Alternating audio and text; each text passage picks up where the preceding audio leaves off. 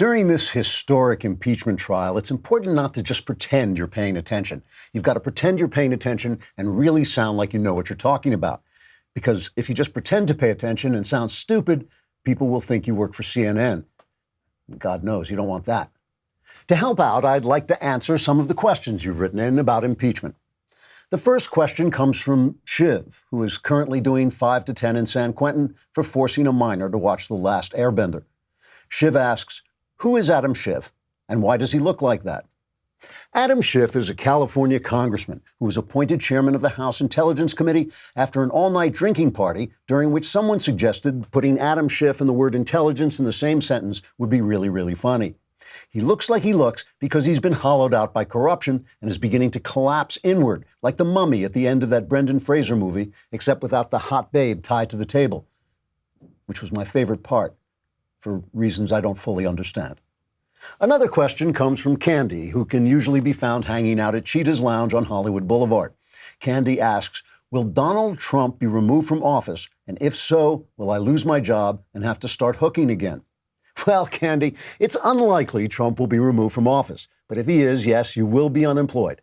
And I hope you still have my number. Finally, a question from Thanos, though not the Marvel comic supervillain, the other Thanos, who asks, why was Chief Justice John Roberts using his eyebrows to send a Morse code message saying, please, Lord, make this stop? That was just a little joke the Chief Justice likes to play whenever he finds his life dwindling away in an utterly meaningless waste of public time and money. It always gets a big laugh at the Supreme Court. Trigger warning, I'm Andrew Klavan, and this is The Andrew Klavan Show. I feel hunky-dunky, life is tickety-boo. Birds are winging, also singing hunky-dunky-doo. Ship-shaped ipsy-topsy, the world is zippity-zing. It's a wonderful day, hurrah, hooray! It makes me want to sing. Oh, hurrah, hooray! Oh, hooray, hurrah! All right, we are coming to you live from Hollywood, and living here in Hollywood, you become very sensitive to the disconnect between appearances and reality. This is a town where some soulless, handsome Dan actor who's never done a damn thing for anyone can make $250,000 a week by pretending to be a policeman on TV. While a real policeman not only makes considerably less money, he also gets insulted and criticized by the same idiot journalists who treat the actor like he's some kind of hero. Now, in religion land, we have a word for this. It's called idolatry. Idolatry is when you mistake the representation of something for the thing itself. You worship the idol instead of the God the idol represents. Or you respect money more than you respect the work that goes into making money, or you rank sex higher than the love it's meant to express. The great reformer, John Calvin, said the human mind was a perpetual forge of idols. It was constantly creating new idols. He was obviously right about that, and that's obviously why God forbids us to make graven images of him somewhere up near the top of the Ten Commandments. Breaking idols and keeping track of the true values they're supposed to represent are necessary tools for staying sane and decent in a corrupt world.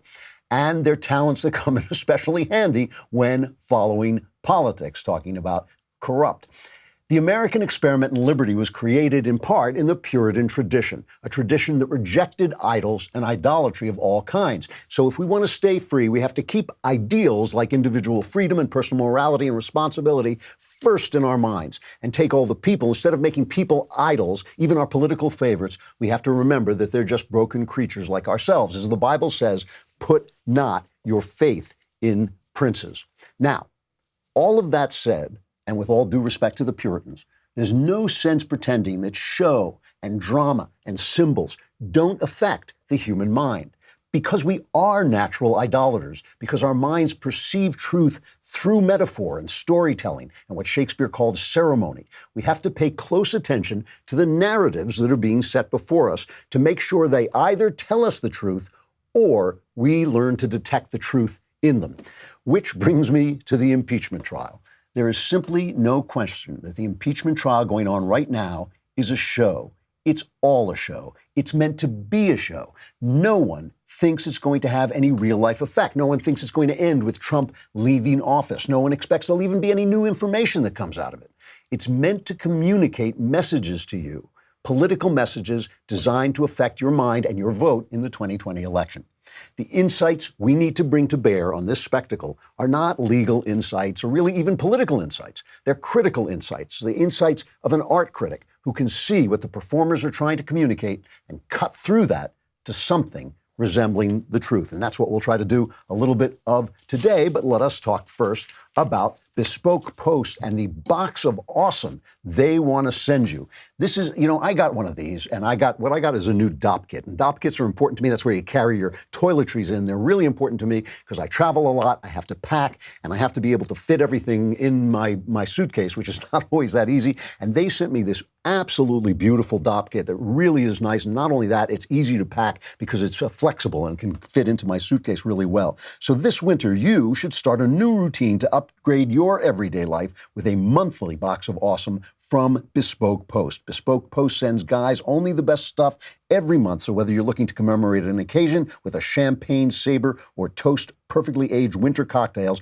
Box of Awesome has you covered. To get started, take the quiz at boxofawesome.com, which is kind of fun, by the way. Your answers will help them pick the right box of awesome for you. It's free to sign up. You can skip a month or cancel anytime, and each box costs only $45, but has over $70 worth of gear inside. And you can get 20% off your first monthly box when you sign up at boxofawesome.com and enter the code Klavan at checkout. That's boxofawesome.com, code Klavan for 20% off your first box. There is nothing more awesome than knowing how to spell Klavan. K-L-A-V-A-N, there are no E's. There are no E's in Klavan. If at this point, listening to the show, you don't know how to spell Klavan, there's something deeply, deeply wrong with you. The mailbag is coming up later on. That's right, you will say, that's what you'll be saying because all your problems will be solved. If you don't think this impeachment trial is a show, like a movie, take a look at MSNBC's trailer for their coverage. Donald Trump on trial. For only the third time in history, an American president impeached, charged with abuse of power and obstruction of Congress. This thing is a big hoax. It's a big hoax. He will remain a threat to national security and the Constitution if allowed to remain in office. Today, the impeachment trial of Donald Trump. MSNBC. Sucks. In a world where there's Republicans and Democrats, there's an impeachment trial. I mean, it's a movie. They're putting on a show, and they know it. That's why I want to start by talking about Shakespeare, also because I care more about Shakespeare than the impeachment trial, which is baloney. But Shakespeare was working in a time when the Puritan ethos, the Protestant ethos, was on the rise, right? He was in England during the Reformation, and the idea of ceremony was basically, and symbol was basically being attacked all the time. This was idolatry. The Protestants were saying that the Catholic Church, with all their ceremonies, with all their priests and their robes and all this was all idolatry, and they wanted to dress plainly and just read the Bible, and all the truth was in the Bible. Shakespeare, as a playwright, as a guy who put on shows, understood that non-reality and ceremony and show had an effect on the human mind. Henry V, if you've ever seen the play or watched the wonderful Kenneth Branagh movie, he goes out before the heroic Battle of Agincourt with the weight of the world on his shoulders, and he says, what have kings got that private people don't have except for ceremony? And he says, and what is ceremony? He says, what are thou, idle ceremony? Art thou anything else but place, degree, and form, creating awe and fear in other men? In other words, he was saying the entire idea of royalty was based on ceremony. Hamlet, when you get a chance, Michael Knowles has a new show out from PragerU about books. It's called The Great Book Show or something like that. I'm on it somewhere along the line. I'll be on it talking about Hamlet. And one of the things Hamlet is about reality and show. Hamlet starts out by saying, I don't just pretend to be grieving by wearing black clothes. I have that within me. The grief within me is real. And then slowly over the play, he starts to collapse. He starts to lose that connection. He uses art. He says the play's the thing. He uses art to bring out conscience. He understands that art, show, touches the inner man. By the end of the play, he himself is brought up, his body is brought up on stage, and they say, tell his story as if it were a play, and he becomes the play that he's in. Everything we do is the show. And if you wonder why I'm constantly hammering the press, it's because they put on the show that we see. They put on the show that we see about our government, and they lie. They're on one side, and they're trying to create a show, a TV show, constantly that will move you to the left, move you to give up your freedom. And that's why when you watch these things, it's true. You know, you have to pick out the lies from the truth. You have to pick out what this one is saying, what this guy's philosophy is, but you have to look beyond that. You have to look beyond it at what they're trying to communicate, what this show is about, what are its themes, what are its ideas, and what do they want from you. CNN sucks. CNN does suck. And that is why we're going to talk about the impeachment as the show that it is, right? They went on, I think they went till 2 a.m. yesterday, arguing about rules. They were arguing about the rules of the impeachment and how they were going to go forward. And is that what they were arguing about? Well, of course not. Of course not. They're arguing about who's going to have the high ground, of course. They want to know which way it's going to go. But they're trying to create an impression every single minute. You know, one of the things we talked about yesterday was we talked about McConnell. He came out and he kind of based the rules on the Clinton rules because that's a good look for him, right? That way he can say, you can't attack me. These were the rules during the Clinton trial. They should be the rules now. The Democrats tried to say, well, it's not the same thing, but we all know it's the same thing. So he said you get 24 hours to make your case, but instead of giving the 3 days that they had during the Clinton trial, they gave 2 days. So you had to have 2 12-hour days to make your case. Each side had that to make their case. Then the moderate Republicans we hear, like Susan Collins, said, no, it's not fair. And Mitch caved, according to like the New York Times and the left-wing press. He caved into the moderates. Did he? Do you think? I mean, think about it for a minute. This is Cocaine Mitch. Now they call him Midnight Mitch because he turned in the rules at like 6 o'clock. And so the Democrats kept saying, it's the dark of night. He turned them in the dark. You know, it's like 6 o'clock in the evening. He turned them in. Did he cave or did he want to show you that he is going to be moderate? I think it's the latter. I think he was putting on a show. I think, look, it's not one side or the other. They're all doing it. Meanwhile, the Democrats are doing this whole thing. We have to have witnesses. You've got to have witnesses or else it's a cover-up. That's their sale. It's a cover-up, right? Now, do they want witnesses? Do they want to hear Hunter Biden and Joe Biden come to this impeachment trial? I don't think so. I very, very much doubt that they want to do that. What they want is they want the Republicans who want to end this thing before the State of the Union address February 4th. They want them to deny them witnesses so they can use the cover-up thing. It's all about the impression they're trying to create. Do you walk away from this feeling the Republicans have been fair and the Democrats have been fair, or do you walk away from it feeling the Democrats have been honest and the Republicans are trying to cover up? Or do you walk away from it feeling the Republicans are defending the country and the Democrats are just playing around? Here is Jay Sekulow on the president's team making the case that this is all nonsense, that when they say Trump was trying to obstruct Congress by calling for executive privilege, they're not remembering the history of Eric Holder's, Obama's attorney general, and how he used executive privilege too. On June 28, 2012, Attorney General Eric Holder became the first United States Attorney General to be held in both civil and criminal contempt. Why? Because President Obama asserted executive privilege. With respect to the Holder contempt proceedings, Mr. Manager Schiff wrote, the White House assertion of privilege is backed by decades of precedent that has recognized the need for the President and his senior advisors to receive candid advice and information from their top aides. Indeed, that's correct. Not because Manager Schiff said it, but because the Constitution requires it. Mr. Manager Nadler said that the effort to hold Eric Holder, Attorney General Holder, in contempt for refusing to comply with various subpoenas was, quote, politically motivated, and Speaker Pelosi called the Holder matter, and I quote, a little more than a witch hunt. What are we dealing with here? Why are we here?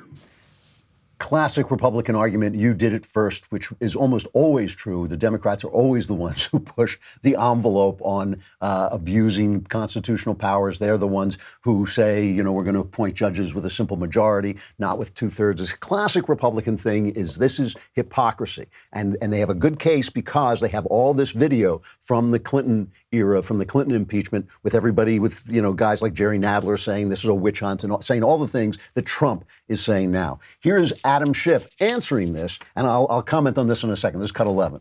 Mr. Sekulow asks, why are we here? Why are we here? Well, I'll tell you why we're here. Because the president used the power of his office to coerce an ally at war with an adversary, at war with Russia, use the power of his office to withhold hundreds of millions of dollars of military aid that you appropriated and we appropriated to defend an ally and defend ourselves, because it's our national security as well. And why? To fight corruption? That's nonsense, and you know it. Shifty Schiff. Is that guy the worst? A lot of people on Twitter, a lot of right-wingers on Twitter were saying what an idiot he looked like. He looked like he's terrible and all this stuff. I disagree. You're not going to like hearing this, but Schiff is good at this. He knows exactly what he's doing. He knows he's putting on a show. He's not, does he lie? He lies constantly. He said we have proof that that Trump colluded with Russia and all this. He said that I didn't meet with the whistleblower. He had all the Carter Page FISA warrant process was perfect. Schiff lies constantly. He even lied.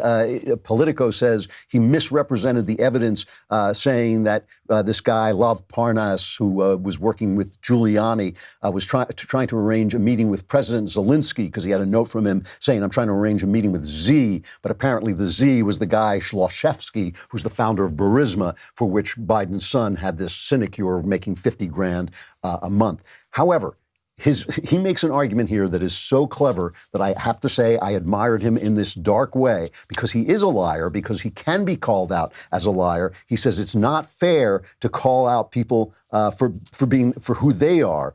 This is cut number 10. When you hear them attack the House managers, what you're really hearing is, we don't want to talk about the president's guilt. We don't want to talk about the McConnell resolution and how patently unfair it is. We don't want to talk about how to pardon the expression, ass backwards it is to have a trial and then ask for witnesses. And so we'll attack the House managers because maybe we can distract you for a moment from what's before you. Maybe if we attack the House managers, you'll be thinking about them instead of thinking about the guilt of the president. So you'll hear more of that. And every time you do, every time you hear them attacking the House managers, I want you to ask yourselves, away from what issue are they trying to distract me? What was the issue that came up just before this? What are they trying to deflect my attention from? Why don't they have a better argument to make on the merits? You have got to give the devil his due. I mean, this is a guy who has done nothing but attack Donald Trump personally, and now he's teaching you not to pay attention to personal attacks, just pay attention to the evidence, of which, by the way, there's not very much. Let's talk about LifeLock for a minute. I have just put this on my computer, and I'm really happy I got this thing. People's identity can be stolen, and the thing about this is they can do it really easily, and you think it won't happen to you, and maybe it won't, but if it does, it is a mess. They can drain your bank account. They can make your life a living hell. And what LifeLock does, it alerts you to potential threats to your identity. They see more than you can see by just monitoring your own credit. They can see your info on the dark web. They've already alerted me to stuff about me on the dark web. And if you have a problem, LifeLock's U.S.-based restoration specialists know the steps to take to help resolve your case. Only 1 in 5 identity theft victims who had accounts opened in their name discovered their theft through a bank or credit card company. No one can prevent all identity theft or monitor all transactions at all businesses, but LifeLock is the New Year's resolution that's not only easy to keep, it'll help you protect what you've worked so hard for. So get LifeLock for up to 25% off for your first year. Go to LifeLock.com/Klavan. That's LifeLock.com/Klavan for up to 25% off. And then you can go on the dark web and say, how do you spell Klavan? K-L-A-V-A-N, there are no E's in Klavan. So anyway, as we go forward, just remember, this thing is, in fact, a performance. This is a show, and this thing they're trying to tell you is they're trying to show who is the honest one and who is playing fair and who is playing the game the way it should be played. Now, you and I know the Republicans are closer to the truth than the Democrats, but that's what you got to see. Those are the things they're trying to change independent minds. All right, I want to talk about something else, because there was a dust-up that was just hilarious yesterday between Hillary Clinton and our old friend Bernie Sanders. And it was great. But it also points out something, that part of this election, this 2020 election, is also a show. You know, I think it was The Spectator magazine. Well, let's talk about Hillary Clinton first, because that's the funny part. She has a series coming out called Hillary, right? It's going to be on Hulu, and it's set to premiere at Sundance. And I know that you are right this minute subscribing to Hulu, or even buying your tickets to Sundance to see this, because there's one thing you want. It's more Hillary Clinton. Come on, man. We have not had enough Hillary Clinton. We want to hear, I mean, this is going to be 4 parts. We want to hear every excuse for why she lost. There may be some excuses we haven't heard yet. You know, maybe a dog ate her campaign speech. We didn't hear that one yet. Maybe, you know, it snowed and she couldn't get to the voting booth, so she lost by just that one vote that she would have had if she didn't have to walk in the snow and her car broke down and her mom didn't come to pick her up. You know, there may be some excuses for her loss that we haven't heard yet. However, she does go off on Bernie Sanders. And you remember she was accused, rightly, of that basically the DNC set Sanders up and did everything they could to make sure Hillary Clinton would win. And she says in this video, she apparently says he was in Congress for years. He had one senator support him. Nobody likes him. Nobody wants to work with him. He got nothing done. He was a career politician. It's all just baloney, and I feel so bad that people got sucked into it. Now, in the interview she did to advertise this, she said she wasn't sure yet whether she would support him if he got the nomination. Later on, she said she would. But let's listen to Bernie Sanders' response. Do you have that? Yeah, it's 18. Secretary Clinton, as you know, said that as a senator you got nothing done and that no one likes you. What's your response to that? Well, on a good day, my wife likes me, so let's clear the air on that one. So it's a very mild reaction. I mean, it's funny, and he doesn't really have to take on Hillary Clinton. But, you know, there's something about Sanders that he's got all this rhetoric. He's got all this big rhetoric. And there's a piece in The Spectator that points this out, that when there's confrontation, he suddenly disappears. And it really is interesting between him and his supporters. For instance, Sanders surrogates, and this is from the Spectator piece, Sanders surrogates released a campaign memo accusing Joe Biden of a big corruption problem. The memo, published by Zephyr Teachout in The Guardian, flamed Biden for perfecting, quote, the art of taking big contributions, then representing his corporate donors at the cost of middle and working class Americans. Now, corruption and Biden are the issue right now. This is the issue. A lot of Biden's family have made a lot of money, and some of it's suspicious. I mean, what Hunter Biden did for Burisma in Ukraine was suspicious. He had no expertise. He was pulling down $50,000 a month for this energy company when he knew nothing about it. Why? I mean, if that didn't have something to do with the fact that his father was vice president, I don't know what did. So they put out this essay basically accusing him of corruption, which is the big attack on him, the thing that he is going to be hurt by most if they actually do bring witnesses in this impeachment trial. Sanders then apologized. Listen. Joe and I have strong disagreements on a number of issues, and we'll argue those disagreements out. But it is absolutely not my view that Joe is corrupt in any way. And I'm sorry that op-ed appeared to me. I appeal to my supporters, please. Engaged in civil discourse. And by the way, we're not the only campaign that does it. Other people do, act that way as well. But I would appeal to everybody. Have a debate on the issues. We can disagree with each other without being disagreeable, without being hateful. It doesn't appear that I'm going to be the nominee. So he's saying we can disagree without being disagreeable. This is a guy who's been calling for a revolution. He's been calling for a revolution. And let's take a look at his supporters, because Project Veritas, I showed you this last week, I guess it was, they got one of his field organizers talking about how the gulags weren't that bad. Okay, this is James O'Keefe's great organization, Project Veritas, which really gets some terrific video. Now they've got a new one of their field organizers. This is Martin Weisberger talking about how violent he's ready to get. This is cut number 5. Guillotine the rich. I always said, I'm a communist. I'm ready to start tearing bricks up and start fighting. I'm no cop, bro. I'll straight up get armed. I want to learn how to shoot and go train. I'm ready for the revolution, bro. I'm telling you. Guillotine the rich.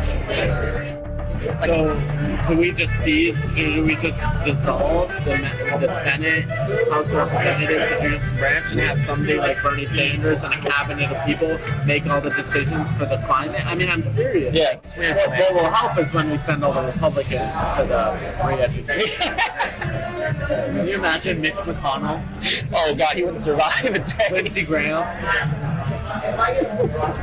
I like Legalize are founded as re-education. Right. So he's talking about, by the way, if you weren't watching, when he says Lindsey Graham, he makes a limp wrist gesture suggesting, A, that Graham is gay, and B, that a gay guy is not going to do well in these gulags that he's proposing. Just compare that for a minute to Sanders himself, who's saying we can disagree without being disagreeable. Now think for a minute, just think for a second. If this guy were a Trump supporter talking about white supremacy, if this guy were a Trump organizer going out there and they got him on a hidden camera saying, no, wait, I just can't wait till we get rid of all those black and brown people. Would they not? Would the press not? I don't even have to ask the question. Would the press not go nuts, basically tagging Trump for this guy? And people would be, all my liberal friends would be calling me up and saying, what about this guy? None of my liberal friends are calling me up and saying, maybe I won't vote for Bernie because of this guy. But think of the disparity between the Sanders who's out there talking about revolution and the Sanders who every time he's confronted basically backs down. I have to wonder. I wonder if the Spectator is right about this, because there is a scenario, a very obvious scenario, in which Joe Biden wins this thing walking away. He has yet to fall beneath number one. Every now and again, somebody will rise up and, the way they do during these primaries when people are testing out different ideas during a poll, somebody will move up, Elizabeth Warren will move up, and then she drops down. But Joe Biden has just remained steady. Everybody thought his best day was going to be his first day, but it's not true. I mean, maybe his best day was as good as his first day was as good as the rest of his days, but he hasn't dropped down. He has the support of black people, which is so important in the Democrat Party.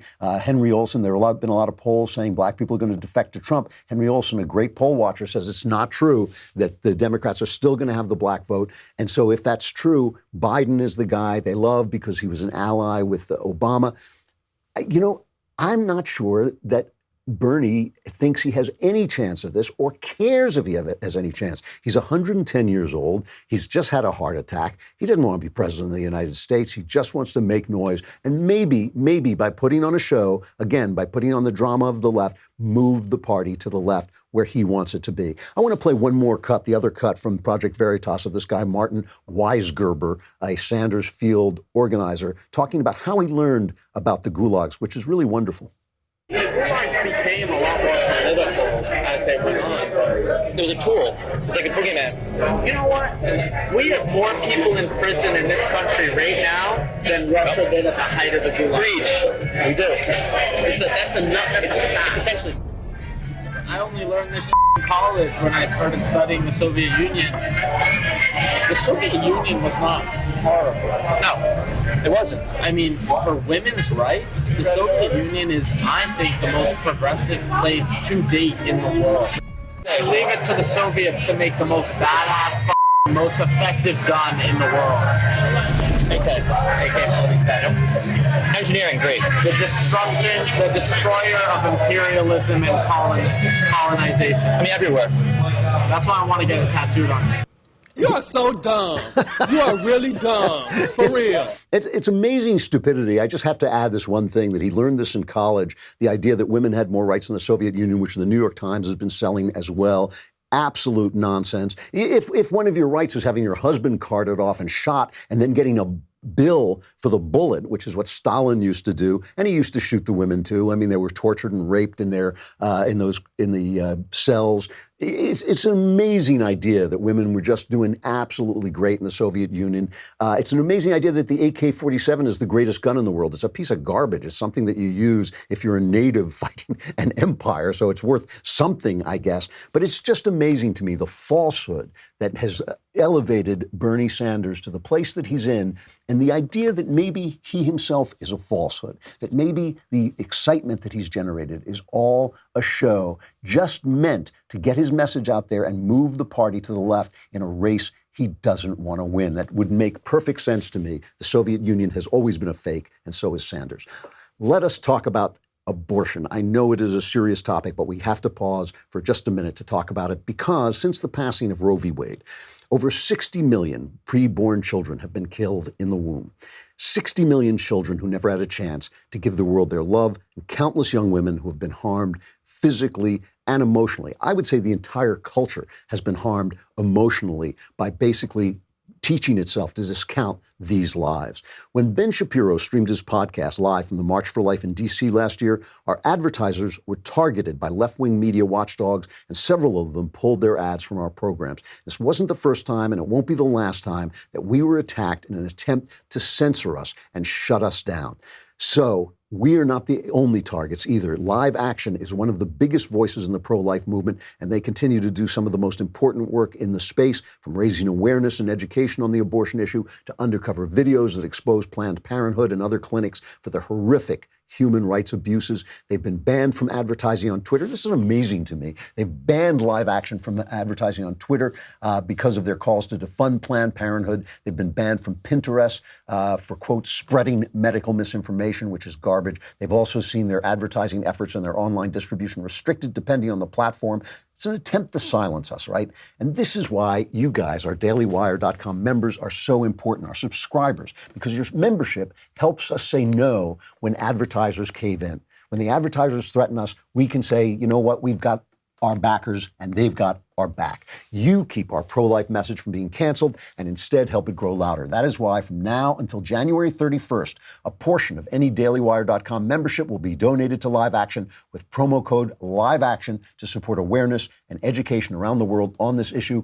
Go to dailywire.com and make your pro-life voice heard. Also, you can subscribe so you can be in the mailbag, which is coming up right now to solve all your problems. So come on over to dailywire.com.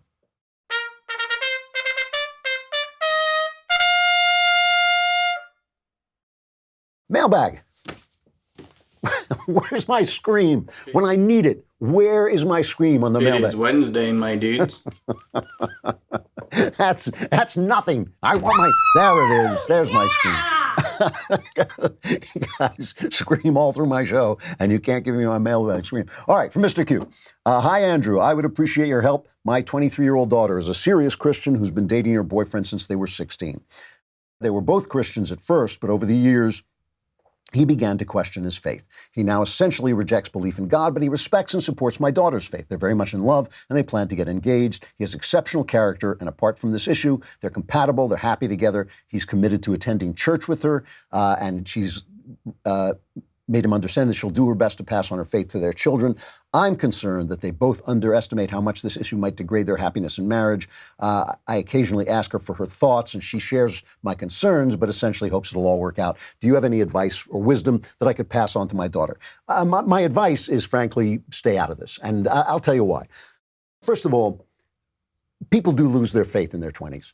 It's something that happens. It's not a bad thing, actually. I think it helps them to expand their minds, to explore other issues, to come back to their faith, which they usually do with a refreshed view of it, with a more realistic view of it. So I don't think it's a bad thing, like a terrible, terrible thing that's going on. You're right to be concerned that a person of faith and a person without faith do have a problem in their marriage. But it doesn't have to be a terrible problem, especially if the guy has the character that this guy has, where he is willing to go to church and he's willing to raise the children in the faith. He obviously respects her. They obviously love one another. You don't have a lot of power here. You can only cause dissent and worry and anxiety. It doesn't have to be there. Keep your powder dry. Wait it out. And you'll see. It would not surprise me if this guy comes back to faith with a renewed sense of it, with a sense that he's been let free. And in the meantime, do not preach to him. Simply preach with your life. You know, you preach with your life by showing the joy and love that you get through Jesus Christ, and the love and joy. And his girlfriend, your daughter, will be showing him the love and joy that she gets through it. He'll still be going to church. I wouldn't worry so much. You know, I mean, it's a legit concern. It's a legit concern. But part of being a dad is keeping things to yourself, riding the worry out, and just letting things go forward. So I think that, you know, if for me to tell you not to worry would for me to would be for me to tell you not to be a father. You know, I had a friend once when his wife got pregnant, he asked me, when do you stop worrying? And I said, stop worrying. That's the job from now on. Okay, so worry, but keep it to yourself. I think they're going to be okay. From Michael, dear wise, bald knower of everything, why does it feel that the conservative movement and Republican Party are always the underdog? Is this just because the left controls the culture and mainstream news? No, it's because the left is offering something natural to human hearts.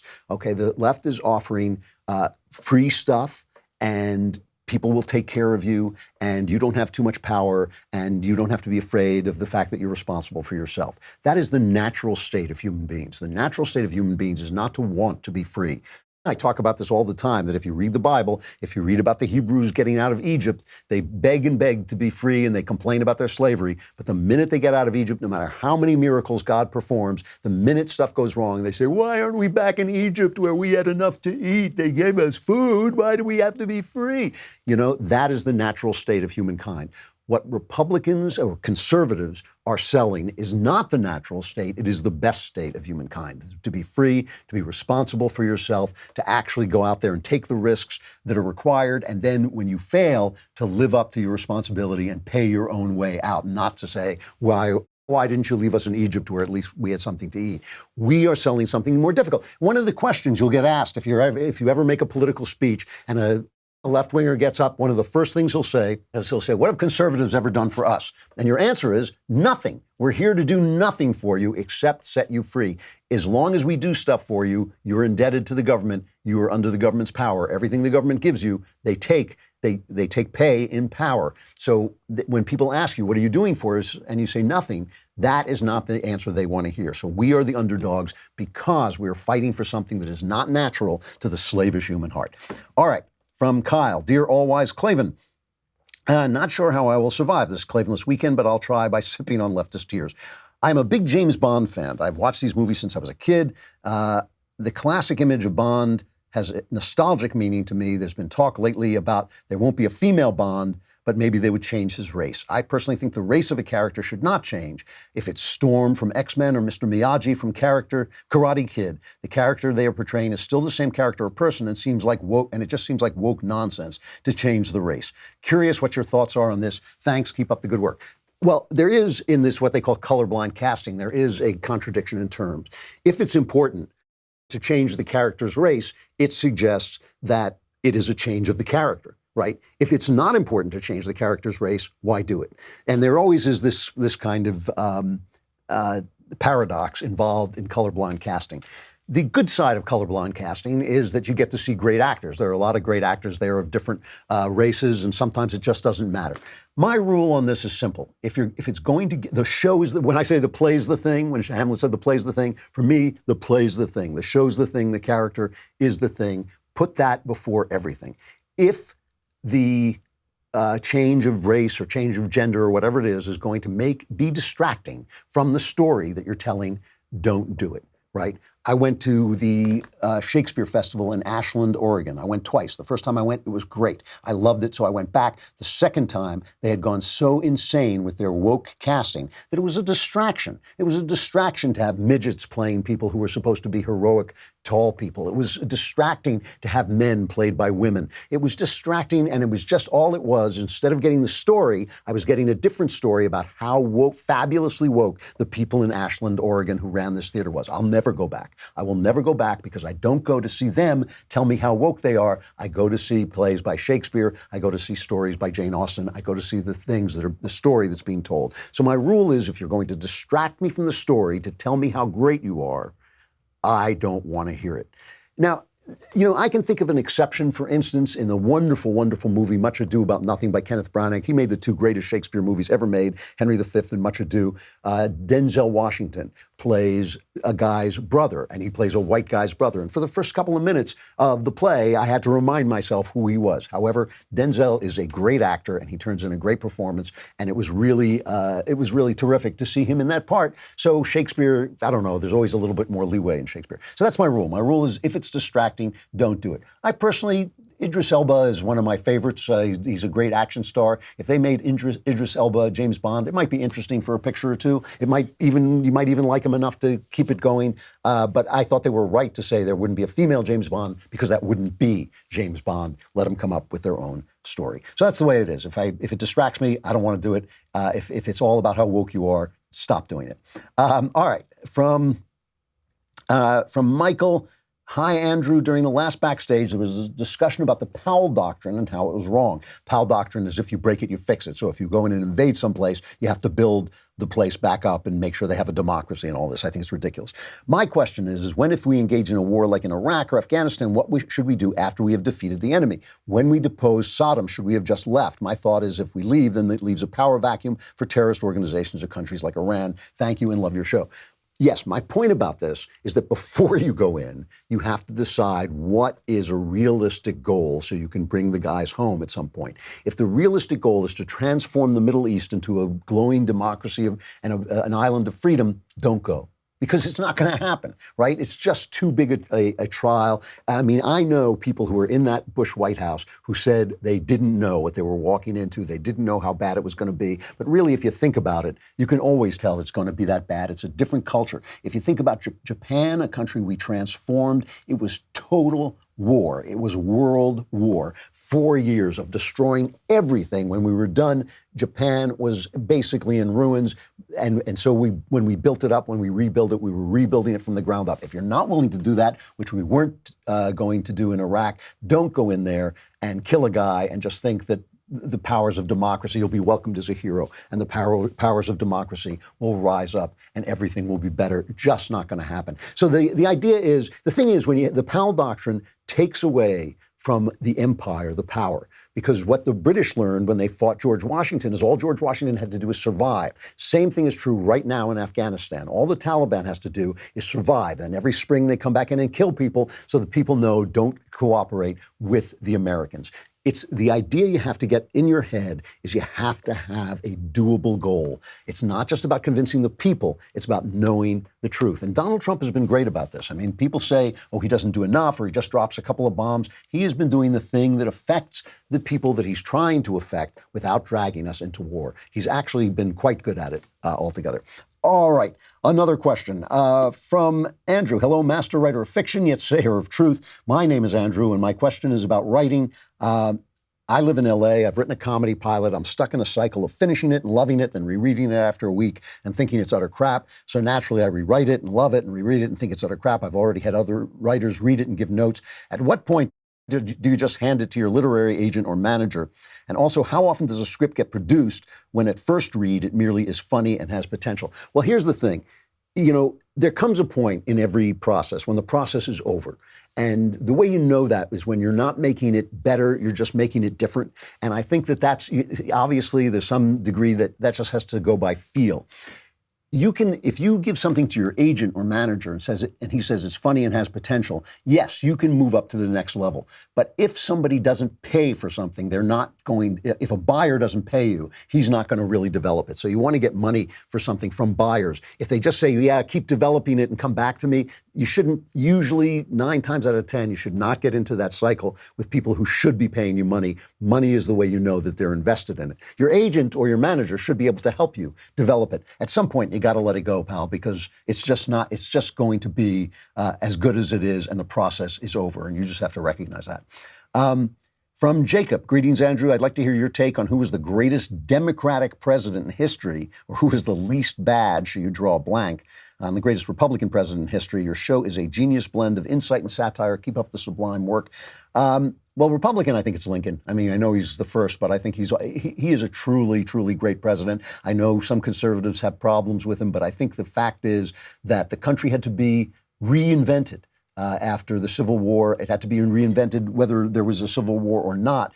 And I think that he did a great job of that. He was incredibly courageous during the war in the way he fought the war, and he was great in reconstituting what it meant for America to be America. There just hasn't been anybody like him. Obviously, Reagan, also a great Republican president. I think Trump is threatening to be a great president.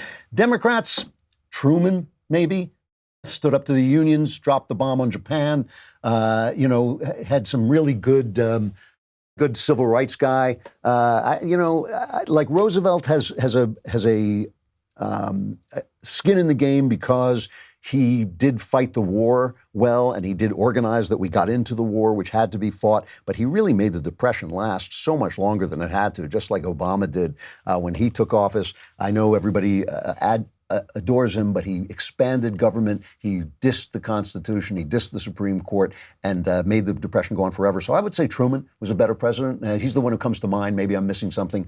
You can write in and let me know. I got to stop there. I hope I solved enough of your problems for you to get to next week, but you got to subscribe to be in the mailbag. So do it now. I will see you again tomorrow. I'm Andrew Klavan. This is The Andrew Klavan Show.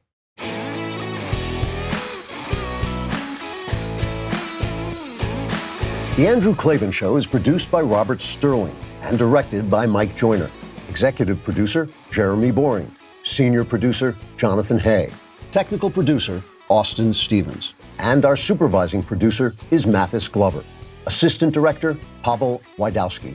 Edited by Adam Sayevitz. Audio mixed by Robin Fenderson. Hair and makeup is by Jesua Olvera. Animations are by Cynthia Angulo. Production assistants, McKenna Waters and Ryan Love. The Andrew Klavan Show is a Daily Wire production. Copyright Daily Wire 2020. If you prefer facts over feelings, aren't offended by the brutal truth, and you can still laugh at the insanity filling our national news cycle, well, tune in to The Ben Shapiro Show. We'll get a whole lot of that and much more. See you there.